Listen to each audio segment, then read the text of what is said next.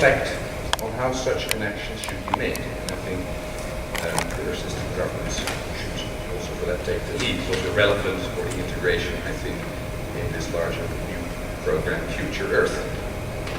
And for that reason, we recently launched a task force within the project, and we held an inaugural workshop here in Tokyo last Monday, and we used the topic of scenario building as a discussion platform to discuss making the connections between natural science and social science.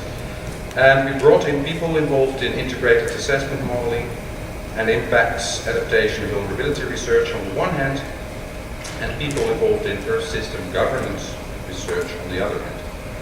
Now the experience was positive, we found, on both sides, so we seem to have made significant progress. At least we see a path towards progress, further progress, in the longer future.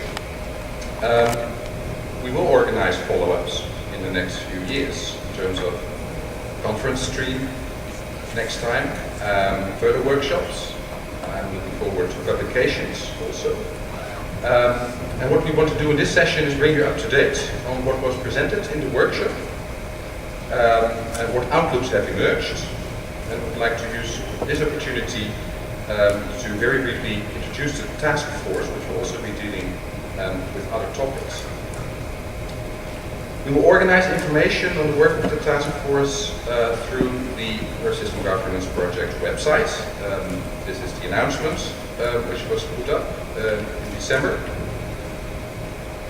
The goals of the task force are to stimulate research on the methodology, the methodological issues pertaining to Earth System Governance research.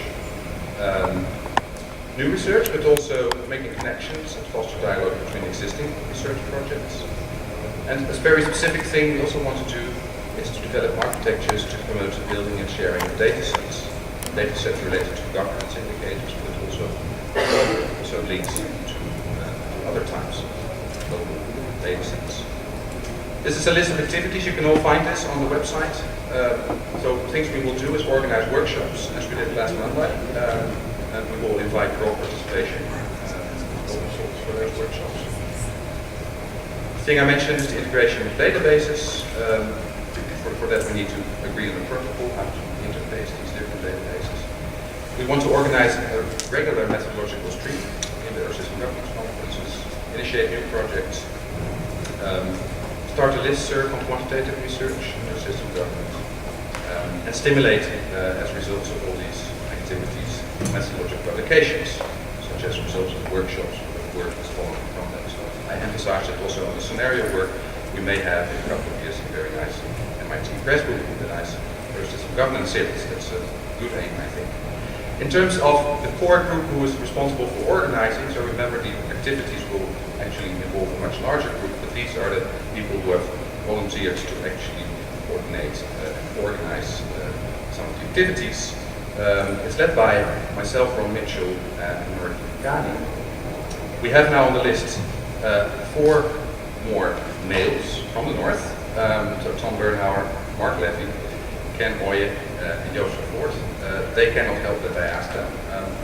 We want to limit the core group to about 10 people, so there are still a couple of spots, but there should be either women or of the south. So you can contact me if you're interested in this, but there will be all kinds of ways to be involved in work on the task force. Now, to the session. We will have 2 presenters who each have 20 minutes. They're both very deeply involved in the construction of the next generation of scenarios for analyzing climate change impacts, adaptation, and mitigation. So that's the follow-up after the SRS set of scenarios of the IPCC. Specifically, they work on the scenario component, which is called shared socio-economic pathways. You will hear more about that. First will speak Tom Kram. He is from the BBL Netherlands Environmental Assessment Agency. As myself, actually, also from that agency.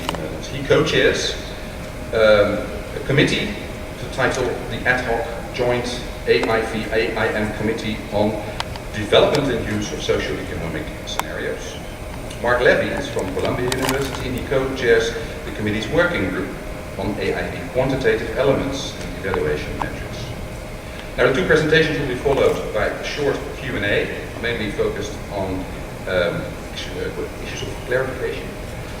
And then we will have first two discussants who are already here sitting, will be sitting there in front, but they will come up and sit in the panel. It will be Marcel Kok from PBL and Sylvia Carlson, Linkhuis van Wageningen University. I've asked them to open up the discussion, and then I will start walking around with mics. We will have discussion, and I think we'll have make good use of our time. So Tom Kram, please.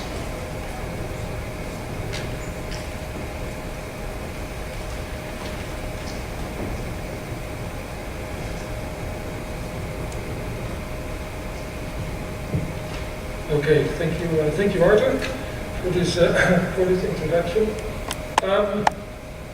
Before starting, I'd like to observe that this is a kind of a special day to me, as Arthur said. This is a kind of first off on trying to bring together different communities, the governance community, and the people working in natural science. I'm not a natural scientist alone, I would say. I'm also foot in the economics and in other fields, because we do integrated assessment modeling that is trying to grasp many different disciplines. But there's definitely a more technical, economic, and natural science slant to the work I normally do. And then there is a governance issue. So this is an interesting time for me to be here, an interesting day to be here. It's the first time I'm in a innovative concept called a semi-plenary meeting. I've never been in one of those, so that is just great. I've never been in, I think, ever since I started working a long time ago, have I been in a conference where I knew so little people, so few people, and so many new faces. That's great. I had a great time over the last few days, and I really sense that there's a good ground for trying to follow up on what Arthur has announced as a possible way forward in trying to get this stream of this trend of research into the next phase. Okay, you already said something about shared socioeconomic pathways. The shared socioeconomic pathways are an important part of a new framework for future climate scenarios. It's broader than that. So in order to bring you up to speed, I'll say a few words and a few slides on the broader process of how this new scenario development is thought of and is taking shape, and then I'll turn to some more details on where we are with the socio-economic part of that. So what I'll speak about is what are these shared socio-economic pathways, how are they structured, what's in them, what are they good for, stuff like that. I'll say a few words, as I said, in order to understand what these SSPs are for. I'll say something about the broader climate scenario process, how we designed it, and where we are. I'll then go to where we are today on thinking of narratives, storylines, describing the broad